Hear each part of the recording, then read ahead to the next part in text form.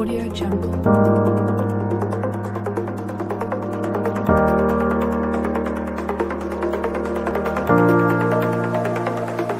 Audio Jungle.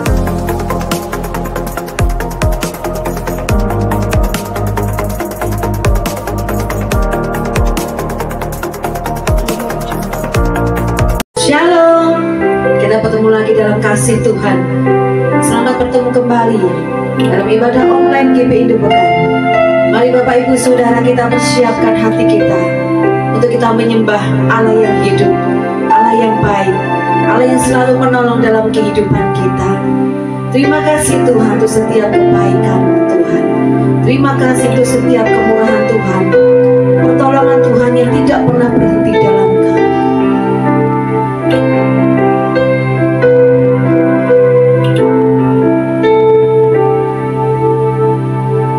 Musim akan selalu berganti,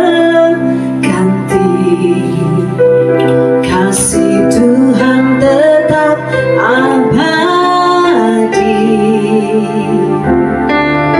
tak akan berubah sampai selamanya. Ku tetap percaya, ku yakin Tuhan memberkati.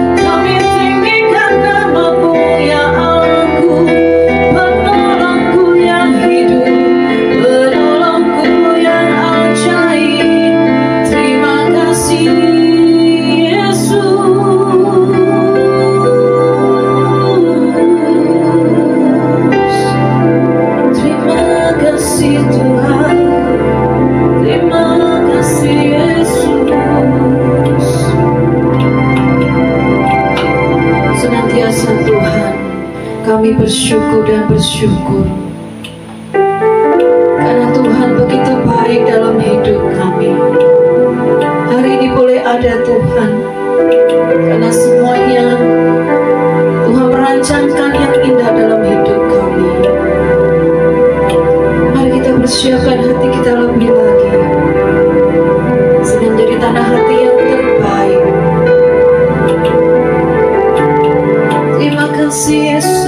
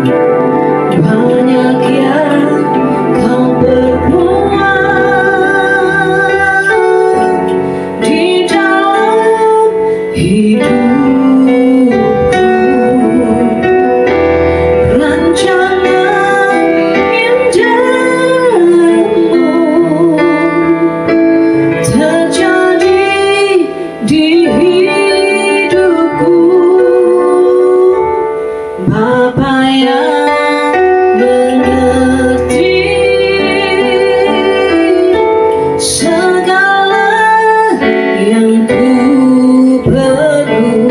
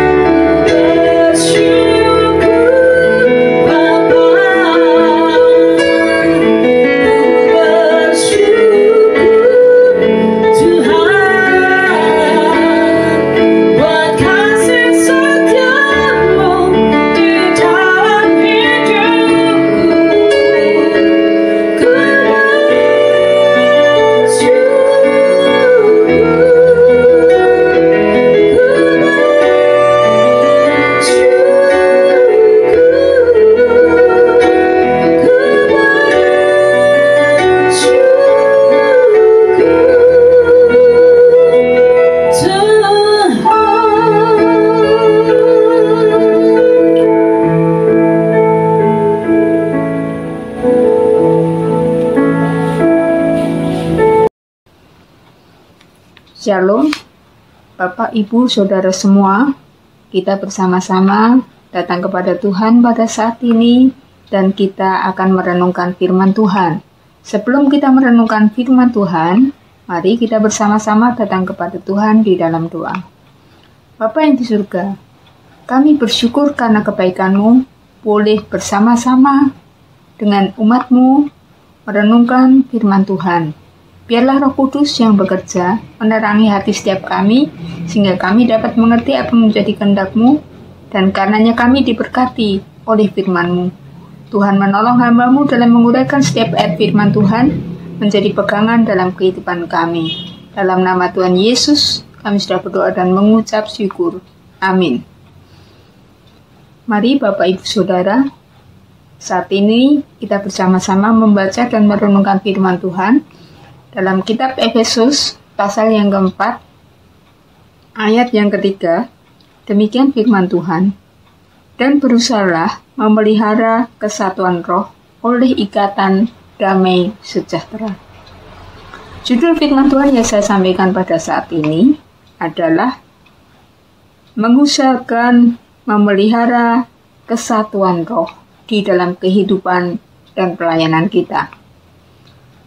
Bapak, Ibu, Saudara yang terkasih di dalam Tuhan, kita mengetahui bahwa kesatuan roh itu adalah sangat penting. Di dalam kesatuan roh ada satu kekuatan Allah yang besar dan dahsyat kalau kita memilikinya. Tetapi seringkali kendala demi kendala yang terjadi menyebabkan kita tidak bisa memiliki kesatuan roh ini.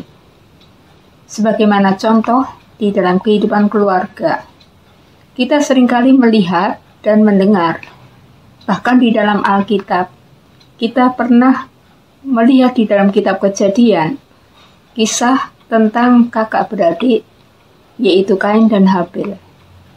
Karena iri hati Kain terhadap Habil, karena persembahannya tidak diterima oleh Tuhan, maka nyawa dari adiknya melayang, dibunuh oleh Kain. Kemudian di dalam kisah Esau dan Yakub, kita bisa melihat bagaimana kedua kakak beradik ini, karena Yakub mengambil atau merampas berkat yang sedianya hak daripada Esau, maka Esau menjadi sangat membenci, bahkan ingin membunuh Yakub. Tetapi kita bisa melihat akhir dari kisah ini menjadi kisah yang sangat membahagiakan, karena akhirnya Esau bisa menerima Yakub kembali. Walaupun itu merupakan perjuangan yang cukup panjang selama bertahun-tahun, waktu yang tidak cukup pendek, dan itu terjadi ketika Yakub kemudian bisa bergumul dengan Tuhan dan menang. Walaupun sudah seperti itu dan dia mau ketemu dengan Esau, dia pun masih takut sehingga harus membawa pasukannya komplit mendahului kedatangannya untuk bertemu dengan Esau. Tapi kita bisa melihat, saudara sekalian, ketika seseorang mau datang kepada Tuhan, mau menggumulkannya itu, maka Tuhan akan bekerja. Tuhan menyatakan kuasa-Nya. Jadi kebencian berubah menjadi kasih, di mana kedua saudara yang secara manusia tidak mungkin lagi bisa bersatu. Tuhan menyatukan mereka kembali. Seperti apa yang terjadi pada kehidupan Esau dan Yakub, demikian juga pada zaman ini. Kita seringkali melihat kakak beradik yang bertengkar, dimulai dari diam-diaman sampai kepada kontak secara fisik. Dan sangat mengenaskan kalau hal itu terjadi di dalam kehidupan orang-orang yang percaya kepada Kristus. Seharusnya mereka saling mengasihi, seharusnya mereka saling menyayangi. Tetapi yang terjadi, mereka bahkan tidak pernah mau untuk bertemu secara fisik. Saudara sekalian, padahal kalau kita mau memiliki kesatuan roh, kuasa Tuhan itu semakin dinyatakan. Faedah kesatuan membawa berkat yang luar biasa. Kalau kita melihat seekor kuda, saudara, kuda ini bisa menanggung beban 2 ton. Saya membaca ketika 2 ekor kuda disatukan, bukan hanya bisa menanggung beban 4 ton atau 6 ton, tetapi bisa sampai 23 ton. Jadi sekian kali banyaknya yang terjadi ketika 2 ekor kuda disatukan. Kalau 2 ekor kuda disatukan saja bisa berdampak yang begitu luar biasa. Apalagi kalau 2 manusia yang sama-sama beriman kepada Kristus, menyatukan hati, mengumpulkan sesuatu bersama, bahkan melayani Tuhan bersama-sama. Sesuatu yang indah dan luar biasa akan Tuhan nyatakan di dalam kehidupan setiap kita. Untuk bisa menyatukan hati ini, ada kuncinya. Dan itu terdapat di dalam ayat yang kedua, di mana dikatakan, hendaklah kamu selalu rendah hati, lemah lembut, dan sabar. Tunjukkanlah kasihmu dalam hal saling membantu. Pada ayat yang kedua ini, kita bisa melihat, kalau kita ingin memiliki kesatuan hati, maka hal yang harus kita miliki adalah memiliki kerendahan hati. Itu prinsip. Tuhan kita Yesus adalah Tuhan yang rendah hati. Dia mau turun ke dunia untuk menebus segala dosa-dosa kita. Karena itu, mari kita belajar juga untuk hidup di dalam kerendahan hati.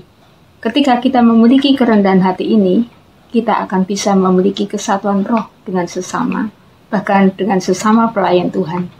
Sehingga kuasa Tuhan akan semakin dinyatakan di dalam kehidupan maupun di dalam pelayanan kita. Saudara sekalian, kalau kita menyadari bahwa kita ini hanya debu, bahwa kita tidak bisa melakukan apa-apa tanpa campur tangan Tuhan, maka saudara sekalian kita akan melihat bagaimana kita bersama-sama harus memiliki kerendahan hati ini, sehingga kita bisa menerima saudara kita satu dengan yang lain, apapun kondisinya, apapun keadaannya. Selain itu, saudara sekalian, kita harus memiliki yang namanya lemah lembut. Ini juga salah satu karakter Tuhan Yesus.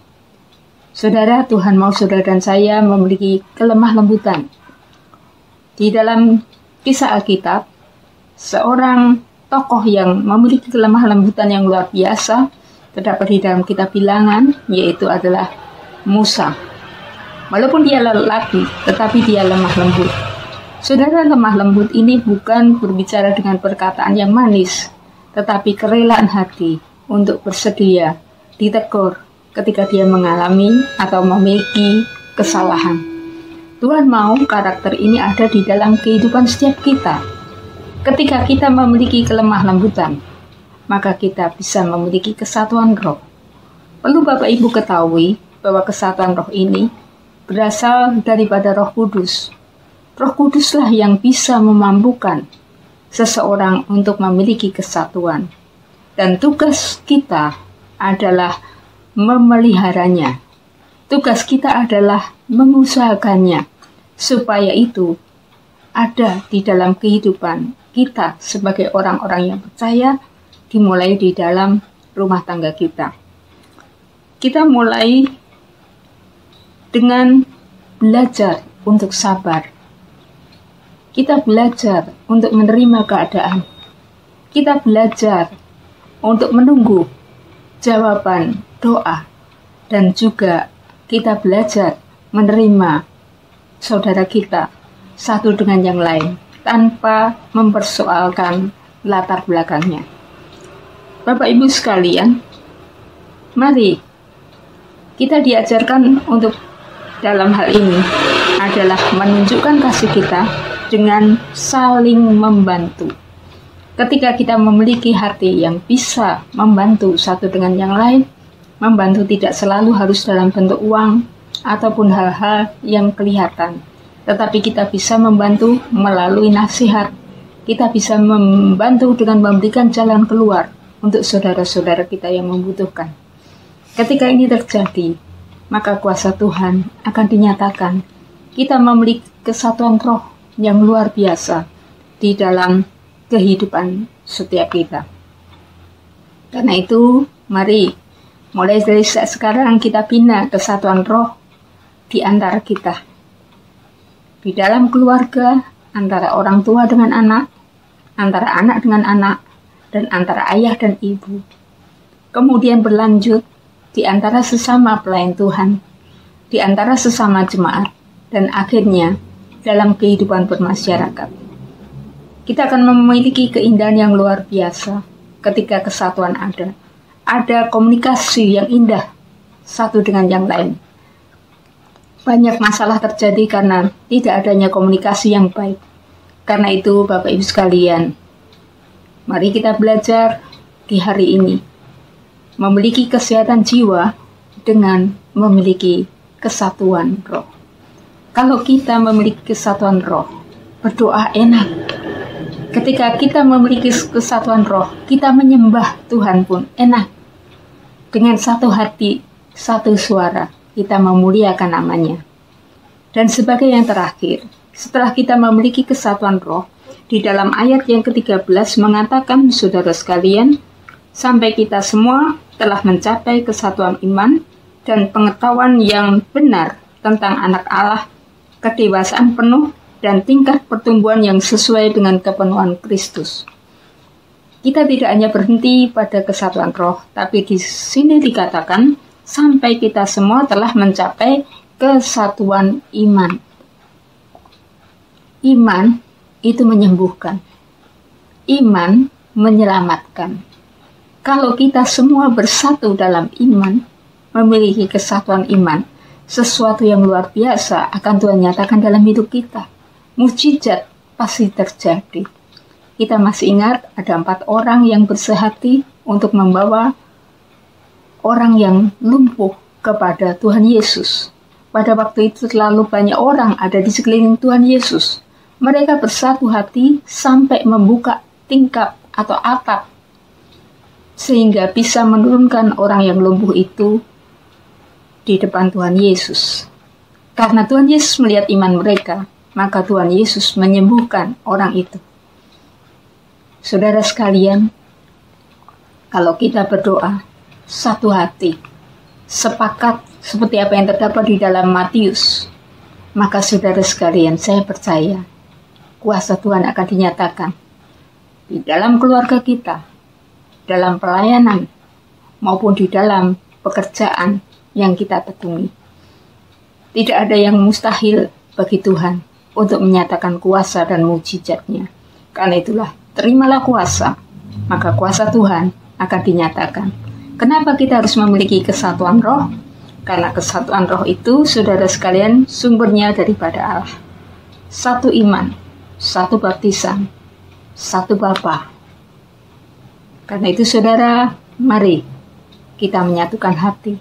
Kita lepaskan pengampunan untuk saudara-saudara kita yang salah. Maka kita akan melihat kesatuan roh akan dinyatakan dalam kehidupan kita. Tuhan Yesus memberkati. Mari Bapak Ibu sekalian, kita bersama-sama datang kepada Tuhan di dalam doa. Bapa yang di surga, kami mengucap syukur untuk renungan firman Tuhan yang kami terima pada pagi hari ini. Dan juga hari ini, Tuhan campur tangan. Tuhan Yesus memberkati. Sehingga kami benar-benar memiliki kesatuan roh oleh ikatan damai sejahtera. Sehingga damai sejahtera Allah di dalam Yesus benar-benar menjadi milik kami. Tuhan Yesus memberkati umat-Mu dimanapun mereka berada, khususnya bagi mereka yang sakit. Tuhan Yesus jamah dan sembuhkan. Tuhan pulihkan kembali sehingga bisa beraktivitas kembali. Terima kasih Tuhan buat karya-Mu, terima kasih buat anugerah-Mu. Bahkan saat ini Tuhan, kami doakan juga buat pemerintah dan bangsa kami. Tuhan terus memberkati sehingga Indonesia dipenuhi dengan kemuliaan Allah. Dan kami rindu Tuhan untuk bisa menangani kasus COVID ini sehingga Indonesia benar-benar boleh lepas dari pandemi ini dengan pertolongan yang daripada Tuhan. Tuhan berkati perekonomian Indonesia, Tuhan berkati juga perekonomian jemaat-Mu. Dalam nama Tuhan Yesus, kami sudah berdoa dan mengucap syukur. Bapak Ibu sekalian, mari kita akan angkat tangan kita dan terima berkat Tuhan. Diberkatilah pelayananmu, diberkatilah kesehatanmu, diberkatilah pekerjaanmu, diberkatilah studimu, dan diberkatilah rumah tanggamu. Mari saudara sekalian, kita terima berkat daripada Allah Bapa, cinta kasih dari Tuhan kita Yesus Kristus, persekutuan dan damai sejahtera dari Allah Roh Kudus menyertai kita dari sekarang sampai selama-lamanya. Amin. Puji Tuhan, Bapak Ibu sekalian, Tuhan Yesus memberkati kita semuanya. Amin.